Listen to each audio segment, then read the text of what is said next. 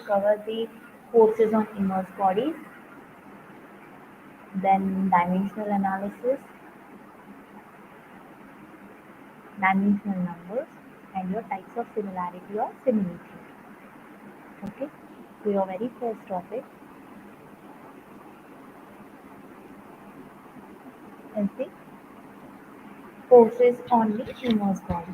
Okay, immersed body, when we consider the viscous fluid and it passes over a solid body, or you can say a fully immersed body, the body experiences a net force which is equal to the F, which can be disposed into the two components. First component is your drag force, that is Ft, which is parallel to the flow direction, and next component is your lift force, which is the perpendicular to the flow direction. When in all engineering field we have to evolve a fluid flow around a submerged bodies or immersed body.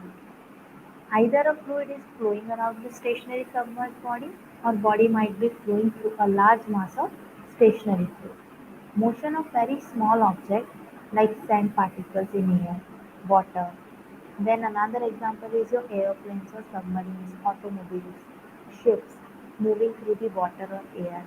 Then buildings, bridges submerged into the air. All the bodies or all the examples can be taken into the immersed body example, and we can solve these problems by applying the principles of forces on immersed body.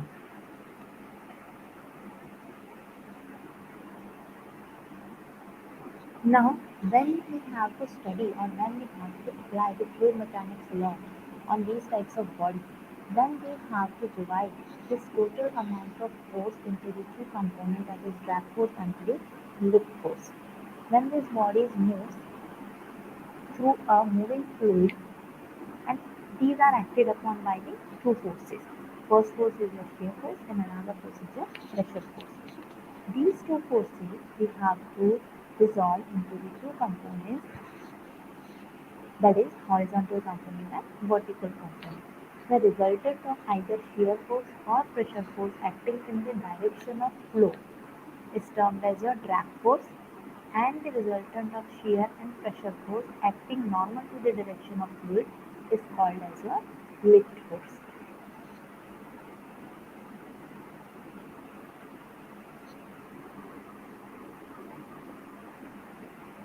Now, when we consider the drag force is nothing but the force which is applying or which is acting in the direction of force, in the direction of flow. Okay, drag force is also termed as your normal force or parallel force.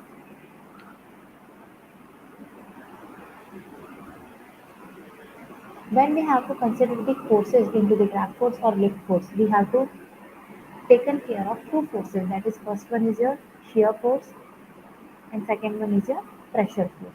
Okay, the shear force is nothing but your frictional drag or viscous drag, which is due to the wall friction acted on the surface of body, and the pressure drag or pressure force is also termed as a form drag.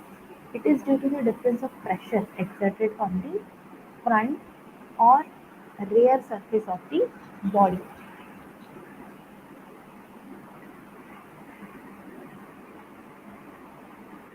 When we have to calculate the drag force can be calculated as CD is equals to Ft divided by half rho UA square. This we have even seen in the last lecture. Okay, where CD is the drag coefficient and Ft is your drag force. U is your, what is U? U is the free stream velocity. A is the weighted area, that is the total area which is in contact with the fluid or which is in contact with the liquid. Then A is your cross-sectional area, or you can say it as a platform area. Okay, what is cross-sectional or platform plane form area? The maximum projected area of the object into the wind direction or into the direction which is in contact with the fluid.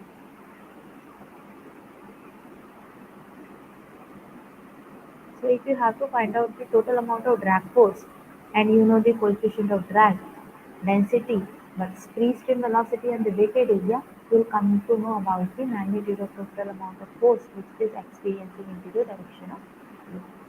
Next force is your lift force. Lift force is nothing but the normalized force or the force which is in perpendicular to the direction of motion of the liquid. Okay, it will be again carried out by the two forces, that is the pressure force and the shear force or frictional force. Now this force will be calculated by means of the formula, that is CL is equals to FL divided by half rho A d square, where FL is your lift force, CL is the coefficient of lift, rho is density, d square is the free stream velocity, and E is your weighted area. Here see, when we have to consider the total drag or lift, we have to add the two types of forces when you are taking care of drag force only. Okay, that is the frictional drag and the pressure drag, or the frictional force and the pressure force. Frictional force will take care of the shear stress or the shear force, and pressure drag will take care the pressure difference at the exit and at the entry point of the object, or at the front and rear side of the object.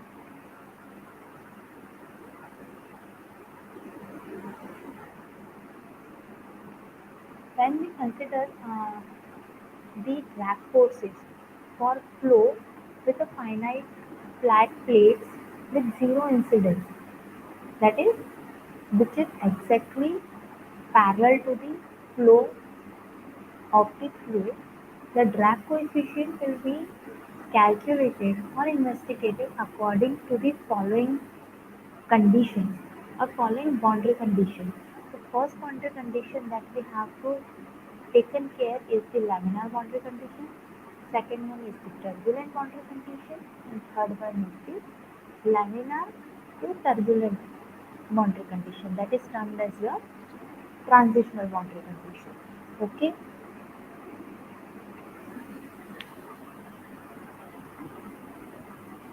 so the pressure force and the frictional force will be dependent on the three parameters, that is the characteristics of the fluid, that is the fluid properties, then shape of the body, and the orientation of the body. Okay, if your body is horizontally moving or is parallel to the direction of flow, then you have to calculator, the body will experience only the drag force. Okay, then there is a shape of body, either the body is circular, elliptical, rectangular, oval, and the characteristic of the fluid, either the flow is laminar, turbulent, viscous, non-viscous, steady, unsteady, rotational, transitional, etc. Okay, here see, two formulas has been given. These two formulas has taken care about the frictional force and the shear force. That is, PDA sine of theta is for the pressure force or the pressure drag, and phi LA cos theta is for the frictional force or the shear stress that you have to take into the account. Where CD is your coefficient of drag, CL is the coefficient of lift, rho is the density of your liquid or fluid, U is the free stream velocity or the relative velocity, and A is the weighted area. Okay. Some example of the immersed bodies can be flow of water over the bridge, then flow of fluid over the blades into the turbine, then motion of submarines, torpedoes, etc. Then there are two types of bodies that we can consider into the immersed body. There are the streamlined bodies and the blunt bodies. Streamlined bodies are the bodies which are having the shape that lowers the friction between fluid like water and air when the bodies are moving through the flow. And blunt bodies are the ones that, as a result of its shape, has a separate flow over the substantial part of its surface. Okay, now see, streamlined bodies are relatively circular or relatively uh, having longitudinal dimension higher as compared with the cross-sectional or vertical direction. So what will happen when flow will pass over the body? It will it will provide the free surface, or it will provide the positive response when water will flow over the body. Where when you will consider the blunt bodies are having vertical dimensions or diameters greater than the longitudinal dimensions. Because of it, what will happen? The momentum of water will going to get reduced, or the velocity will going to get reduced, and there will be sudden transition of change into the diameter or into the flow of water. Because of this, what will happen? There will be substantial separation of water over the body. Okay. From figure, you can easily understand that. As for the streamlined bodies, the longitudinal dimension is lesser as compared to the vertical dimension. Whereas when you are considering the blunt bodies are having the vertical dimensions higher as compared with the longitudinal dimensions. Because of this, what will happen? There will be substantial reduction into the velocity of water, and there may be separation of water over the body surface or over the surface of body. Then there are two, three types of uh, fluid flows over the body. Fluid types or fluid flow types, these are the two-dimensional fluid flow, three-dimensional fluid flow, and axisymmetry. In two-dimensional fluid flow, the third dimension of the fluid body is predominant over the two dimensions that you can consider as a river. In river, your x and y directions are comparatively lower as compared with your z direction. So what will happen? You cannot consider the length of the river. Is it as it is exponentially higher when other two dimensions are considered. So these type of dimensions or bodies are to be considered as two-dimensional bodies. Then there is three-dimensional body. Three-dimensional body can be modeled as it is when we have to consider the model or prototype, whereas two-dimensional body cannot be modeled into the same form when you have to model the model of the prototype. Three-dimensional bodies like can be your pumps, can be your turbines. Okay, so pumps, turbines can be made into its model type as same as the given prototype with the reduced scale. Is it? But when you have to consider the two river or the longer dimensional bridges like structures, so in that what will happen? The length is exponentially higher, 70, 80, 90 meters, even more than that, whereas the depth and width are relatively lower. So in that case, we have to consider that body as a two-dimensional body or two-dimensional fluid. And third type of body is your axisymmetric fluid. The fluid flow in which the body possesses rotational symmetry about an axis in flow dimension. So,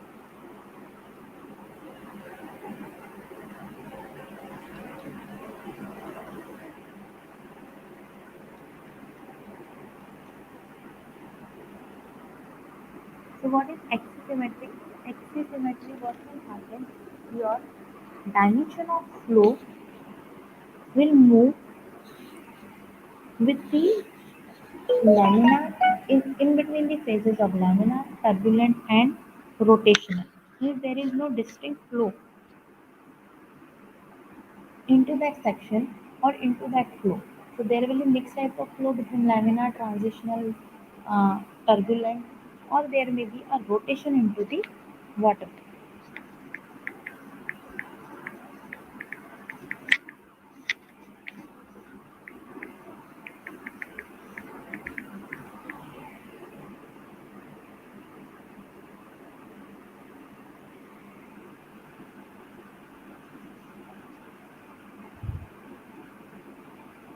Here again, when we will consider the axisymmetric flow, the velocity components are independent of the angular variables. Angular variables, it means the rotational variables.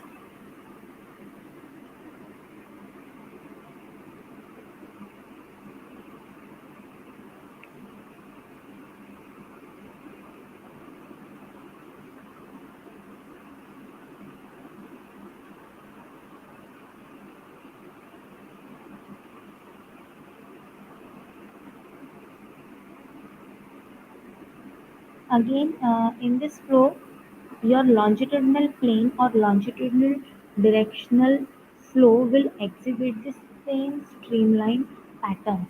Streamline patterns are the parallel motion patterns, or you can say it as a type of flow. Either if it will be laminar, or either it will be turbulent.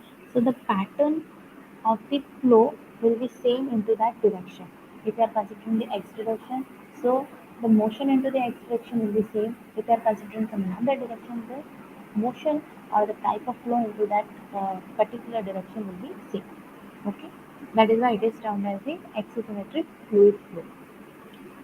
The properties or the streamlines are symmetrically located around an axis. So I will move to the next topic, that is your flow measurement into the fluid flow. The flow measurement is defined on the basis of again the type of flow. The type of flow is laminar, it can be turbulent, it can be transitional, or it can be rotational. So when we have to measure the flow around these types of fluids, so there are 3 to 4 types of equipments available which are based on the principle of Bernoulli's theorem. We have to apply Bernoulli's theorem, and first of all we have to apply the Reynolds equation or the Reynolds theorem into the fluid flow or the closed pipe conduit to understand the type of flow. Okay, so we have seen the in type of experiment into the last lecture, on the basis of which this formula has been given, that is RE is equals to rho VD by mu. So when your Reynolds number is lesser than 2000, it will be laminar. When your Reynolds number is greater than 4000, the flow will be classified as turbulent.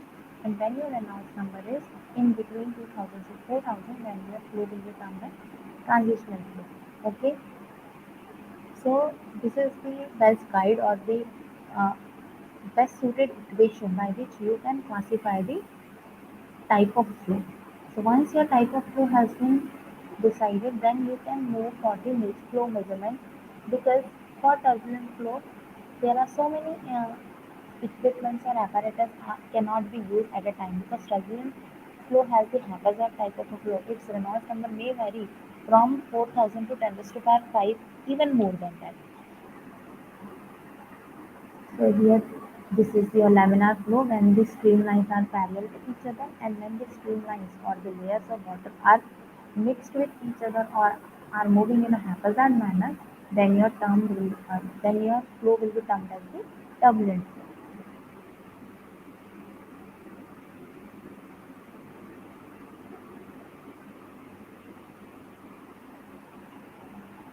So for you measuring the flow, there are three types of apparatus. One is your orifice meter, then there is venturi meter, then there is differential pressure measurement apparatus, then there is flow meter and rotometer.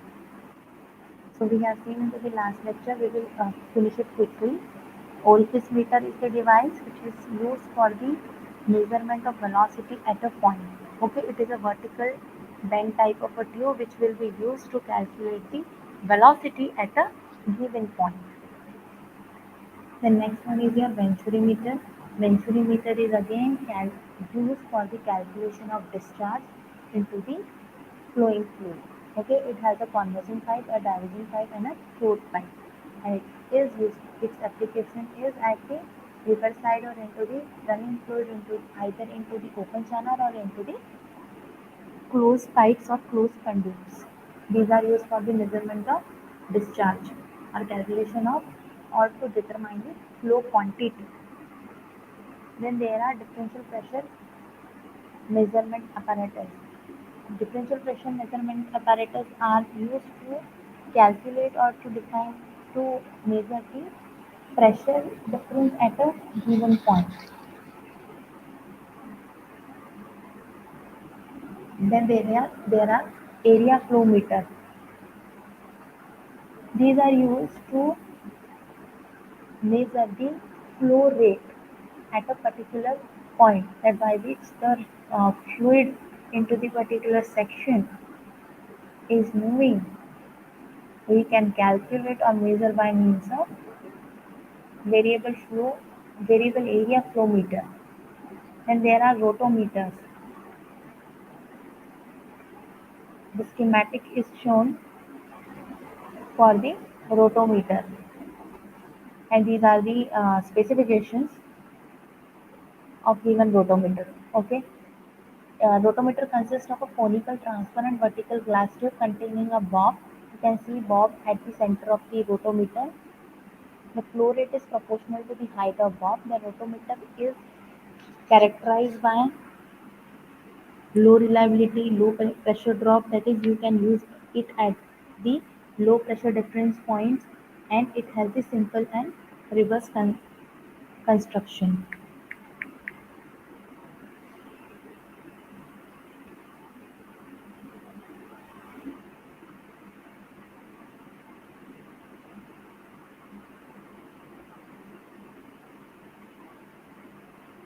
Now, a rotometer is again a device that measures the flow rate of a liquid or gas in a closed tube. Okay,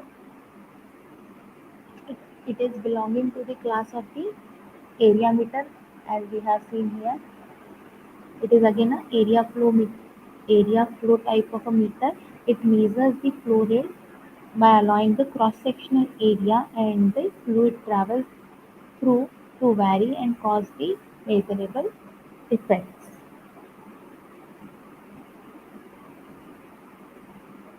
It consists of composed of plastic, metal or glass tube and a float.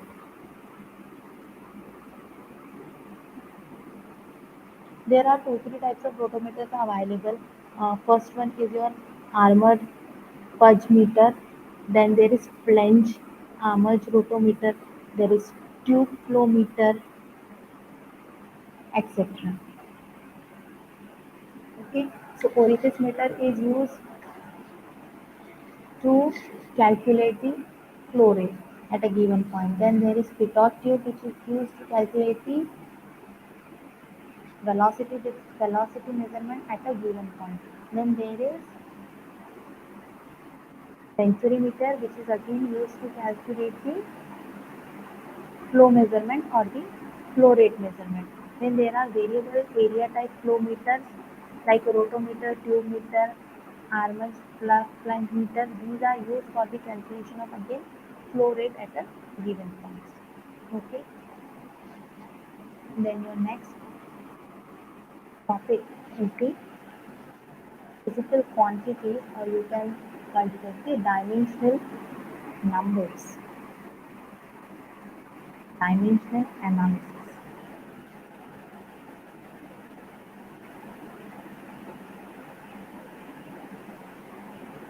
Now, before going for the dimensional analysis, you must know that what is the dimensional number. Okay, dimensional numbers or dimensionless numbers are the as the name itself is indicating, dimensionless numbers are the numbers which are not associated with any dimension. Okay. Now, what is dimension? Dimension is your physical quantity which describes the any physical quantity in relation with the fundamental of the physical quantities. Is it, for an example, if you have to weigh the weight or force, so dimension of force is Newton. If you have to measure the mass, so dimension of mass is kg. If you have to measure the velocity, so velocity is defined as distance per unit time. It is meter per second. Is it? So these are the dimensions or the physical quantities which will define the fundamentals of physical quantity, or which will relate the fundamentals of physical quantity. Now, what are non-dimensional numbers? Non-dimensional numbers are the numbers which are not associated with the dimensions. So, if a quantity or a physical quantity is not related with the dimension, it means it should be the ratio of two numbers which are having the same number, the same dimension. So what will happen? The dimension will get cancelled. Is it? For an example, if we take the ratio of pressure to stress, then the number obtained will be the dimension then, because both pressure and stress have the same dimension. What is it? Newton per meter square. either Newton per centimeter square. So the quantity which you will get will be the number, and that number will be the dimensionless number. Okay. So what is dimensionless numbers? What are dimensionless numbers?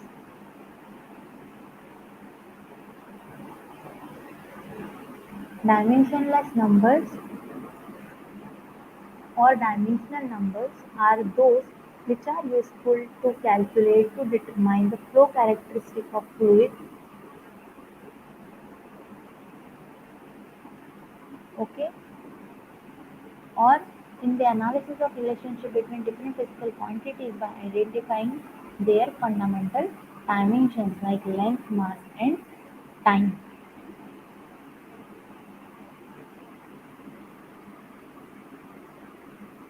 So these are the few quantities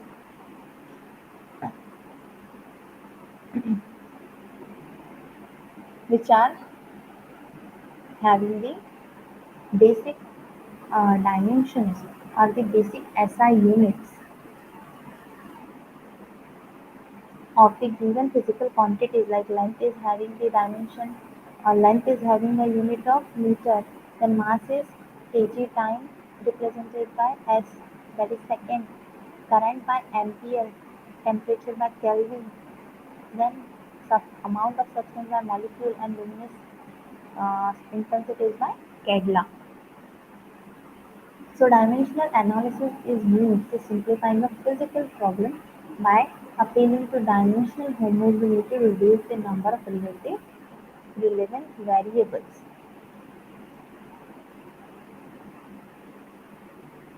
Now these SI units are preferably we use to describe the scientific or engineering work. Okay.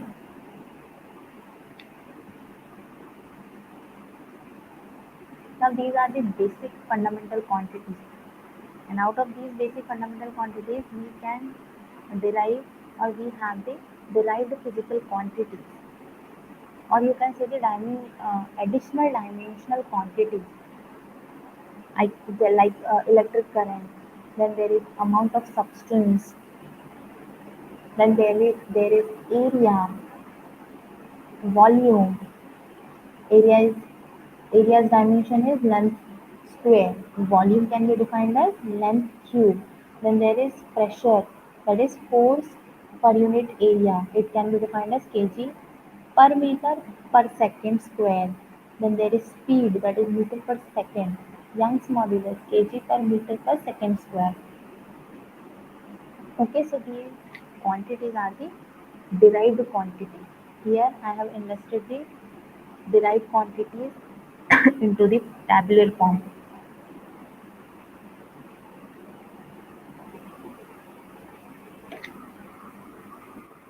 So see here, when we are talking for the area, so area is nothing but a length equal to width. So length can be expressed in meter, width can be again expressed in meter. Is it? So meter square. And the length is in meter. So meter is nothing but a dimension. So it can be defined in terms of mass, length, or time. It will be defined in terms of length. Okay, so length into length, its dimension will be length square. Here I have mentioned. Okay, I have mentioned. Okay, so its dimension will be L square. When you are talking for volume, length, width, and height, all three quantities can be mentioned in terms of length. So its dimension will be L cube. Then when you are talking for velocity, for an example, so velocity is meter per second. So meter, that is the length, and per second is the time. So length per unit time, that is L to the power 1, T to the power minus 1, and so on. Then you are talking for acceleration. Acceleration is mass per unit time. Sorry, velocity per unit time. Velocity is L to the power 1, T to the power minus 1 divided by T to the power minus 1. So velocity will be, acceleration can have the dimension of L T to the power minus 2. So likewise, we can calculate the dimensions of the derived quantities or any given derived quantity.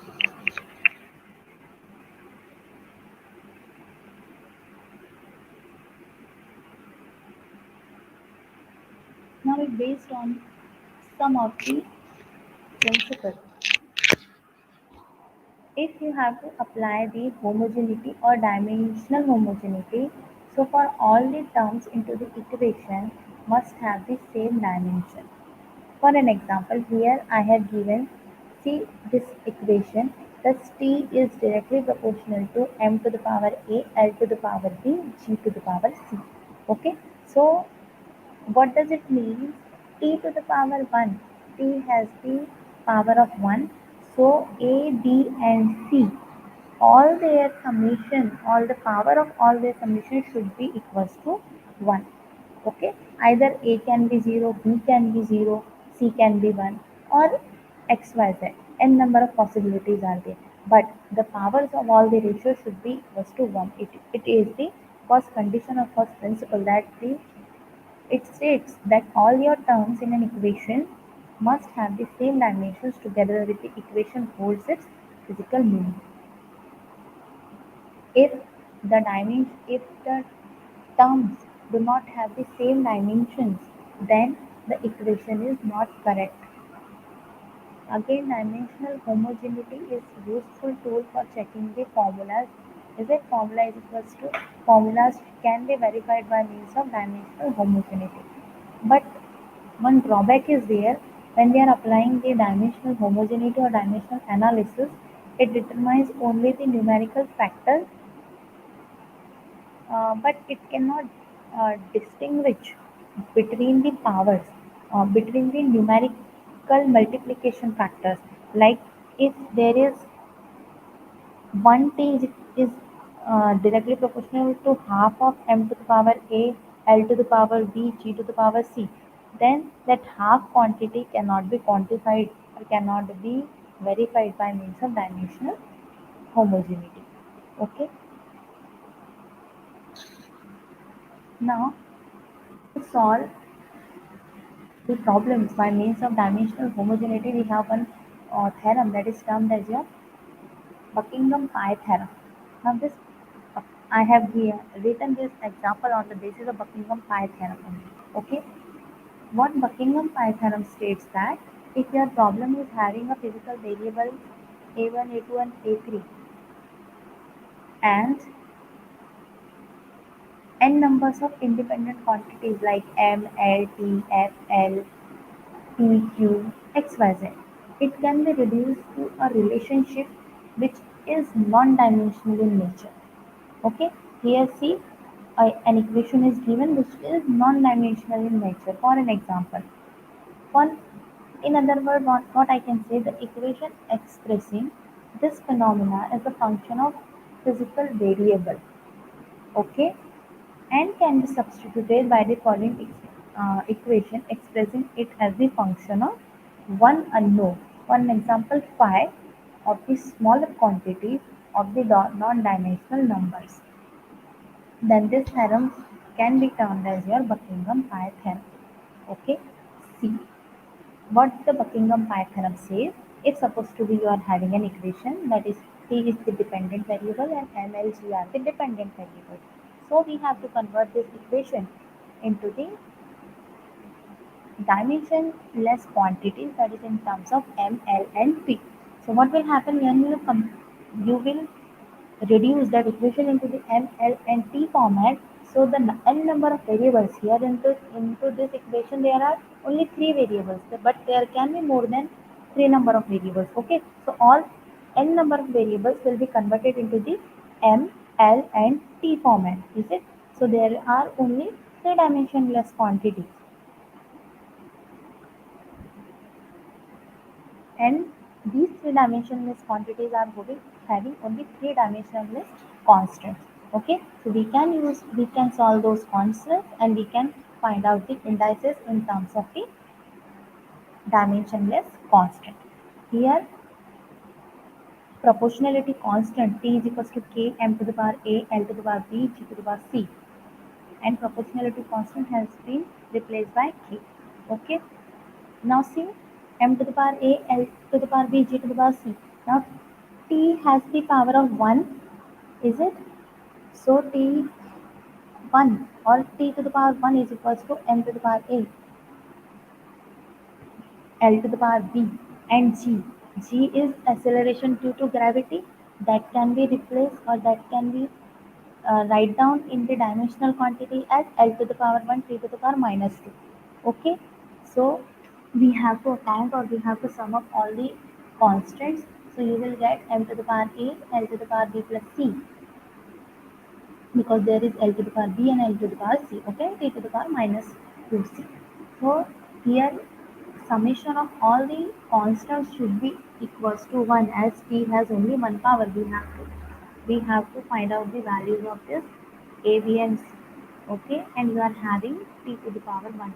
So here, as B and C quantities are more as compared with 1, so I had directly taken as A is equals to 0 and minus 2C is equals to 1. Also B plus C is equals to 0. So out of which you can solve this and you will get B is equals to minus C is equals to 1 by 2. So put all the values into this equation and you will come up with the final equation, that is C is equals to K square root of L by G. Okay, so K is where your constant, and that we have to find out either simulation, analytical study or the experimental study. So this is how we, by using this dimensional analysis, this complicated equation can be simplified or can be solved as well as verified in the simplified form. Okay, so the dimensional analysis is used for deriving the expression for the non-dimensional forms for the variables or for the given unknown quantities.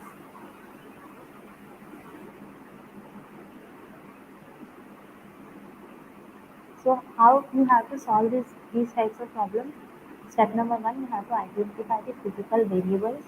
Okay, how many variables are there? That is M, L, G, like that. Then you have to convert that variables or that equation into the dimensions. Here you have converted like G in terms of LT, mass in M, and length in terms of N. Okay. Then in third term, we have to find out the number of non-dimensional quantities, that how many non-dimensional quantities are there. So now here in this case, how many non-dimensional quantities are there? 2. M, L and G. Okay. So N is your number of physical variables are your 6. And number of fundamental dimensions are 3. That is M, L and T. Then in next step you have to find out the, or you have to select the dimensionally independent variables, that is M. So independent variables are like geometry there, then there is, if for an example kinematics are there, that is the fluid flow related parameters are there, fluid properties are there. Then you have to combine the equation in terms of the dimensional quantities, that you have to do, that this one m to the power a, L to the power b, L to the power c, T to the power minus 2. Okay, and then you have to uh, solve the algebraic equations by equating the powers of the fundamental dimensions. Once you will equate and then you will algebraically solve the powers of fundamental dimensions, you will come up with the solution in terms of M, L and T. Then solve it and you will get the values of dimensionless constants. Once you will get the dimensionless constant, then with some modification you can form the equation or the final equations. Okay. So I think Buckingham Pi theorem or the dimensionless constants dimensional numbers are clear with you. By applying Buckingham Pi theorem, we can solve n number of problems in the same way or the same format. The next topic is your dimensionless numbers.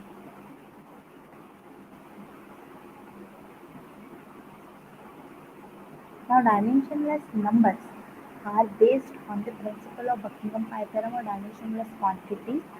So, I have already told you that dimensionless numbers are those which are obtained by dividing the forces by the another type of forces. Because if you want to find out or you have to calculate the quantities which are dimensionless, then it should be associated with the another dimensional quantity. Okay, so the dimensionless quantity is nothing but when you have two-dimensional quantities and you will divide these two-dimensional quantities, then you will get a ratio, and that ratio of the quantity will be termed as a dimensionless quantity. So in fluid mechanics, there are n number of dimensionless quantities, out of which these five numbers of the quantities are more important, but for practical purpose also, as well as by means of solving the problems also. So first dimensionless quantity is your Reynolds number, then there is Proud's number, Euler's number, Weber's number, and Mach number. So Reynolds number is the ratio of inertial force to the viscous force, and it says that predominance of inertial force to the viscous force occurring in the fluid flow system. Okay, that is the inertial force is predominant when compared with the viscous force. So the inertial force can be calculated as rho a v square, and viscous force can be calculated as mu v by L into a square. So when you will find out the ratio, or when you will calculate the ratio of viscous force and inertial force and viscous force, so you will get the final equation for Reynolds number, that is rho Vd by mu or Vd by mu.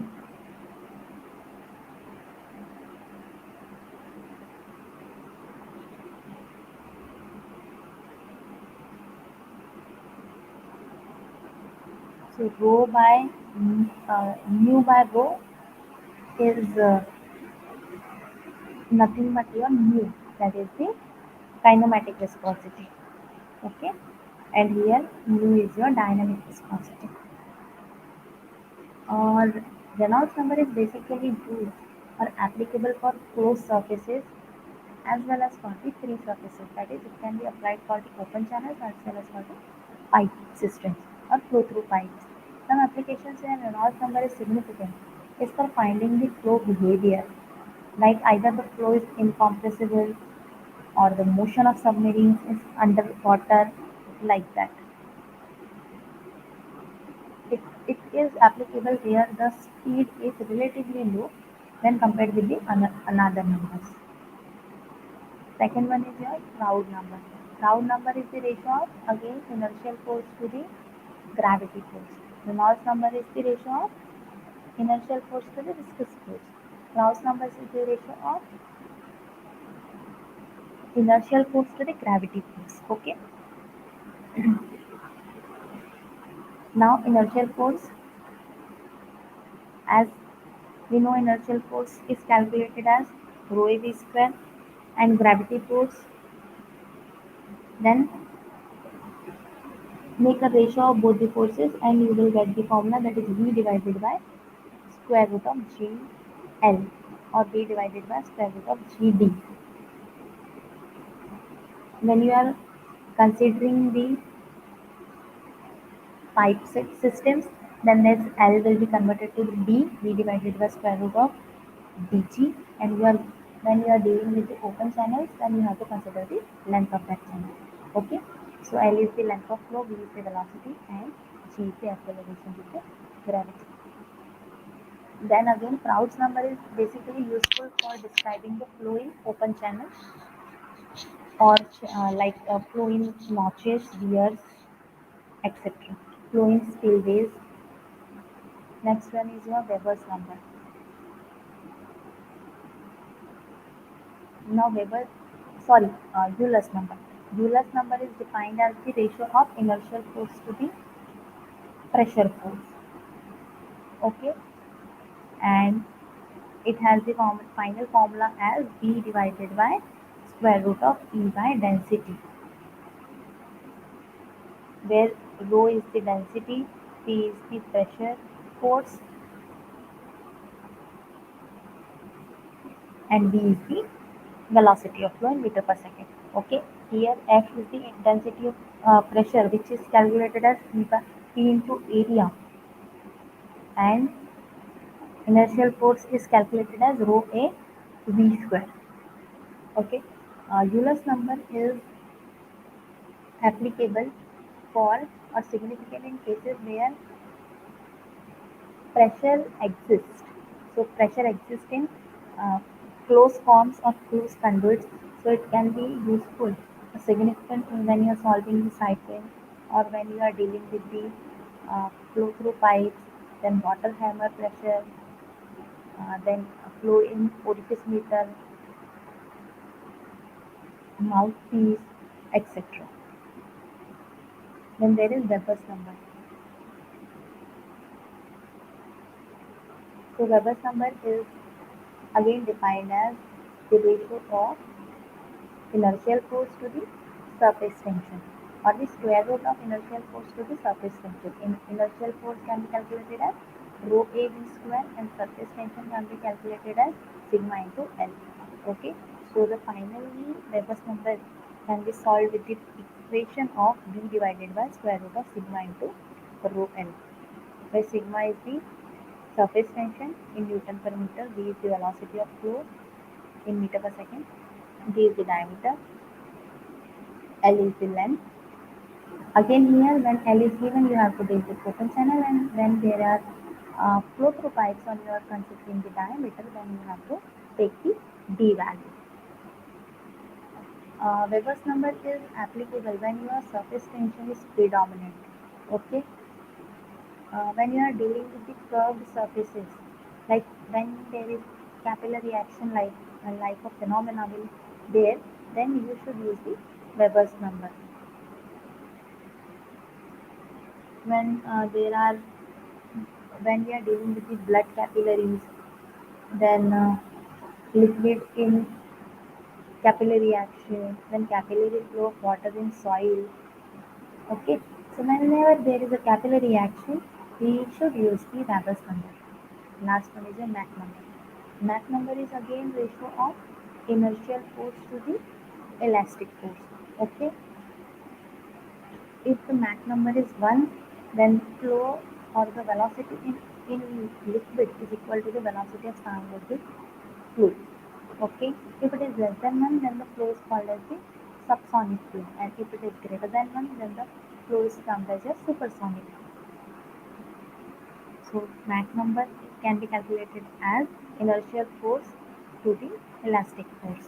Elastic force can be calculated as K into L square, and Mach number is your V divided by square root of K into K divided by density. Okay, so on the basis of these 5 numbers, there are similarity laws or the model laws. Now, what the model law says,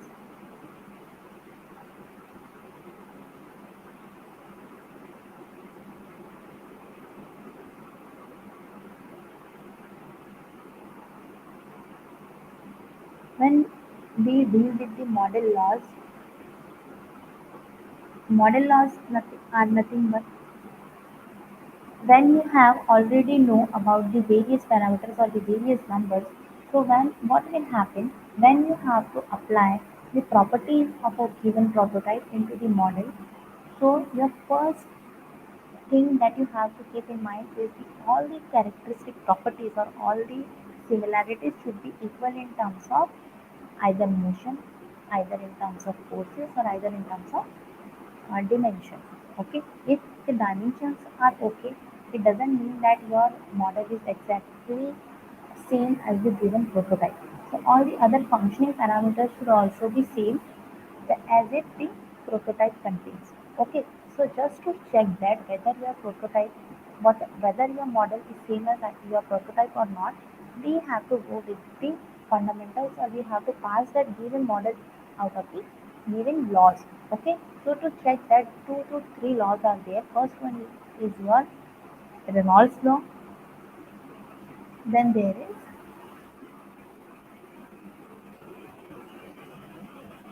Coutts law. Okay, so when we learn about the similarity, then we have to go with the laws. Okay, so first we just go with the similarity, then I will take this law.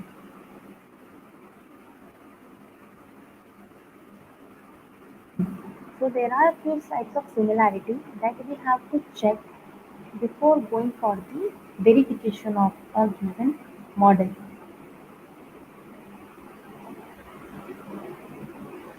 So what is types of similarity or similitude? Similarity laws are applicable when you are testing a prototype of the given manufactured model. Okay, you can say a model is have a similarity with the actual prototype if the two have the dimensional similarity, that is the geometrical similarity, kinematic similarity, and dynamic similarity. Sometimes what we have say instead of similarity, it is the similitude.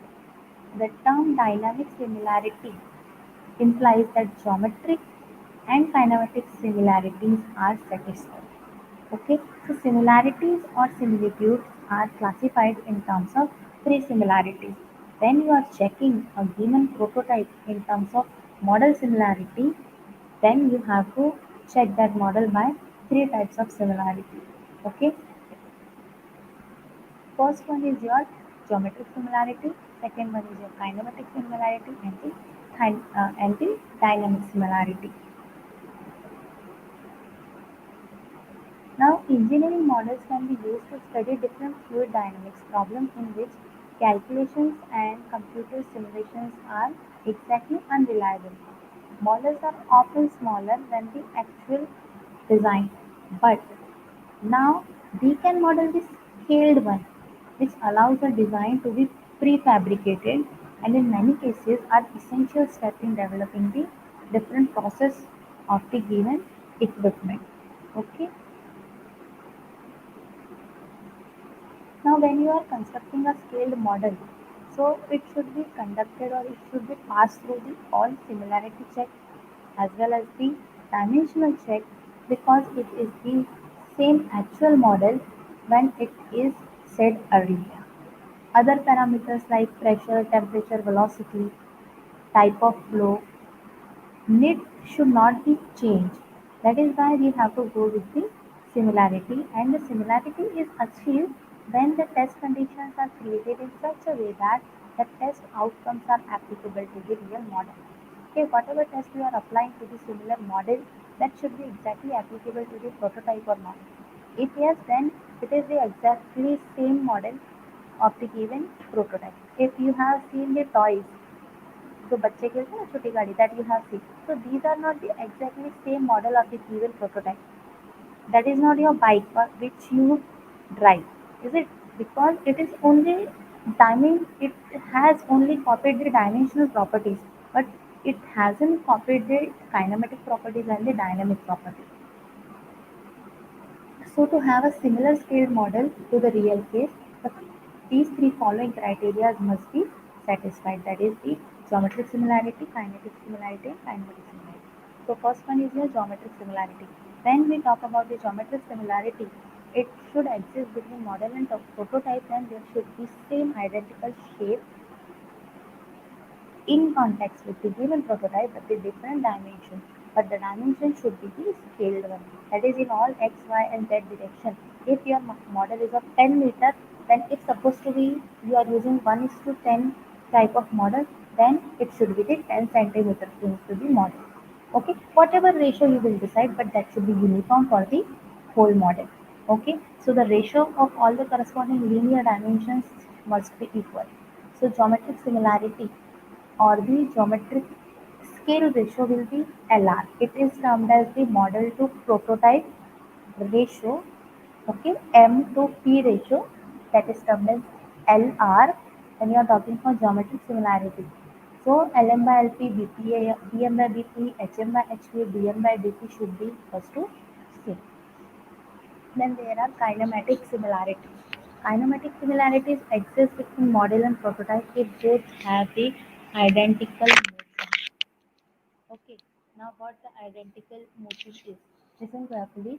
When you are dealing with the kinematic similarity, it means the velocity at any point in a flow of fluid must be proportional to the velocity at the homogeneous point into the prototype by a constant scale factor.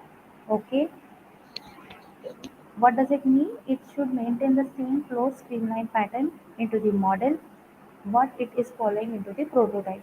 It is necessary condition to complete the similarity between model as well as prototype. Okay. To obtain the kinematic similarity, dimensionless groups are considered the field of the fluid dynamics. So when you are dealing with kinematic similarity, it should be same in model and prototype, and its scale ratio is VR. That is Vm by Vp at any first point, second point, and third point. That is at any point into the model and prototype must be proportional for all the given respective points. And third similarity that should be checked is your dynamic similarity. Dynamic similarity means there are two geometrical similarity items between the same shape and the size, and these are the boundary conditions and equal dimensional numbers. So when you are talking for dynamic similarity, it should have the same type of forces that are either exerted by the model or acted upon by model should be same on the prototype. Okay, so it should have the same velocity, pressure, or forces on the model itself. So the scale ratio for the dynamic similarity is FR, and the ratio of model to prototype or prototype to model should be same for all the same at all the given points into the model as well as the prototype in given scale ratio. Okay, so I think this is clear to you. There are three types of similarity that you have to satisfy. That is geometric similarity, it deals with the dimension; kinematic similarity, it deals with the velocity; and dynamic similarity, it deals with the forces. The next topic is your model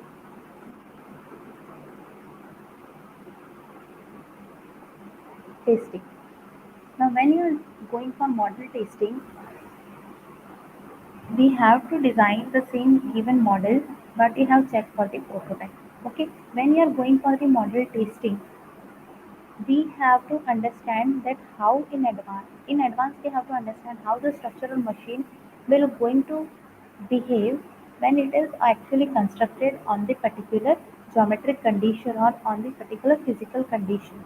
Okay, so if the experiment has been already done on the full scale, what will happen if suppose to be that particular project will not work, that we have already erected. So there may be economical loss, there will be time loss, there will be energy loss.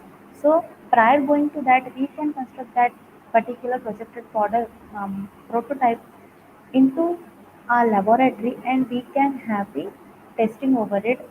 So it will be the necessary step for the understanding of the actual prototype by making the small scale replica of the structure into the pre-populated form.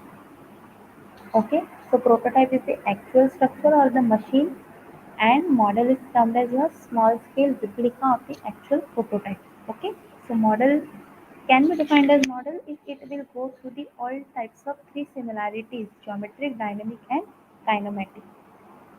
So it is model is nothing but a working model. We can call it as a working model, which will represent a working type of prototype with the all approximately all functioning of the final product.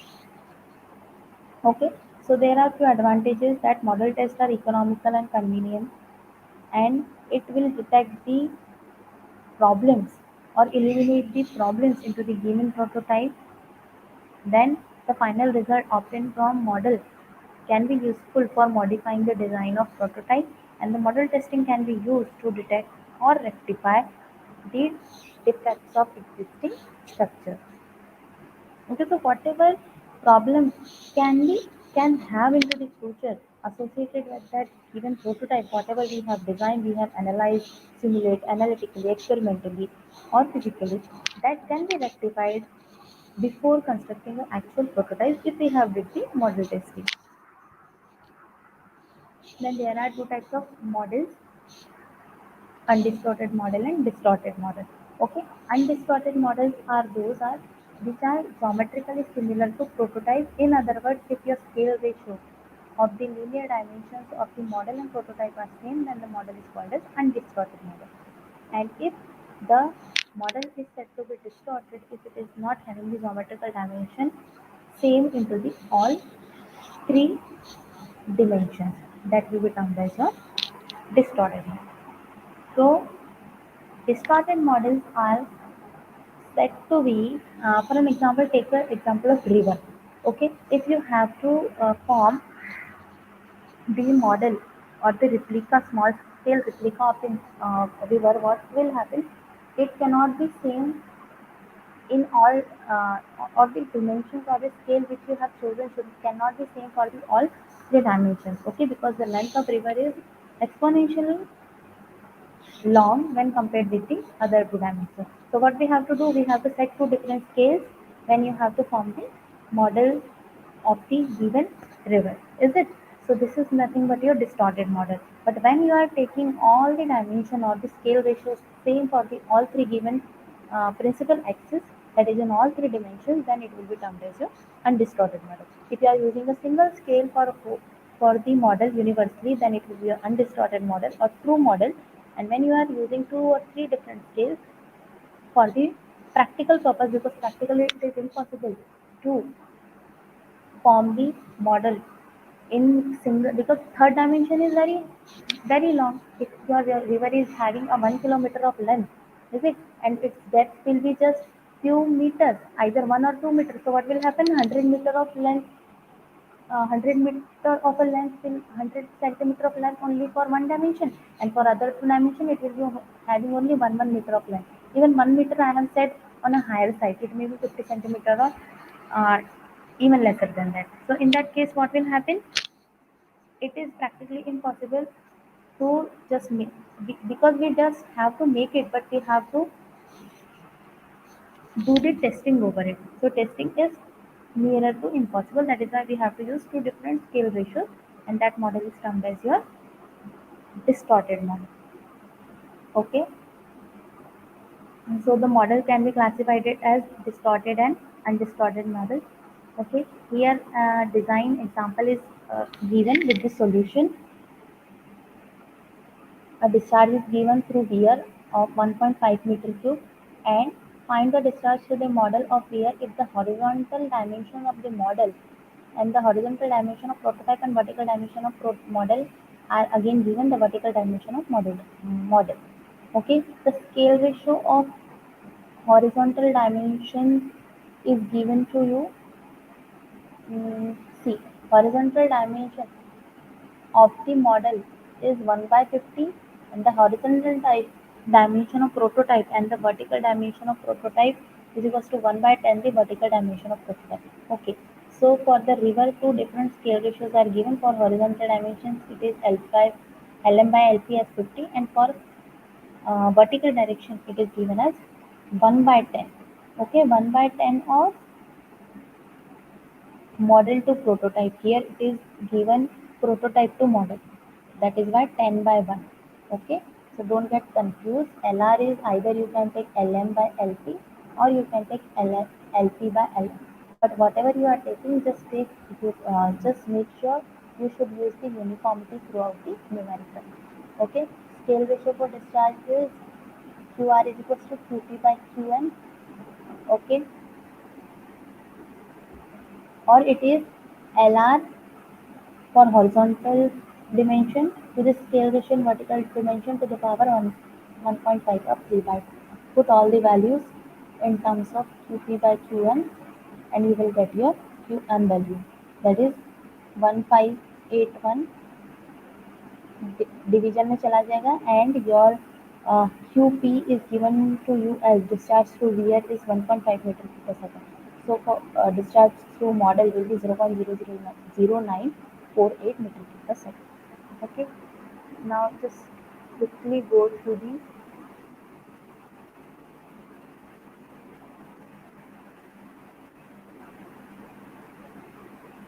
sir, more 5 minutes. Is it okay now? I'll just finish in 5 minutes.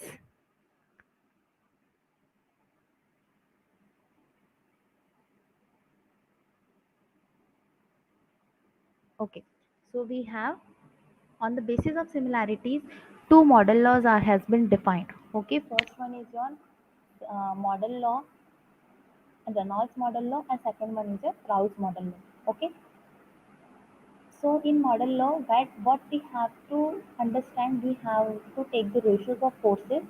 Okay, we have to check or we have to understand that the dynamic similarity should exist between the model as well as prototype. Okay, so when you are dealing with the Reynolds model law, it states that Reynolds number of our model must be equal to the Reynolds number of prototype. Okay, so Reynolds number of model must be equal to Reynolds number of prototype. So Vp by mu for prototype is equal to Vp by mu for model. Okay, so just by applying this law, that whatever quantities you are given in terms of model Reynolds number, you can apply that for both model as well as for the prototype. Okay, here I have given two numericals or introduced two numericals with the solutions. Okay, you just go through it.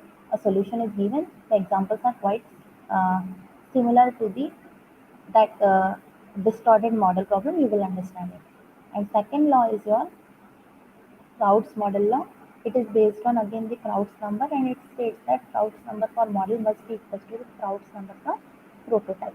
Okay, so here your Proust's number for model and prototype must be equal, that is g by square root of gd or gl must be equals to for prototype as well as for model. By applying this, you can solve the simple problems based on the Proust's law. Here see in this problem, the discharge and velocity of flows are given. Calculate the velocity and discharge over the prototype, which is 36 times the model time. See here, you are not given that you have to apply either Proust's law or the Reynolds law, but you are given with the velocity as well as the discharge. Okay, so we know that which equation will relate this, that v is equals to v divided by square root of gv. Here you will get velocity as well as the d term or the length term. Is it? So once you will know your velocity, q is equals to area into velocity, you can calculate the discharge. So you have to relate that how you will calculate the velocity and or which type of law you have to apply by means of given quantities. Okay. So this is all over from my end for today. Thank you.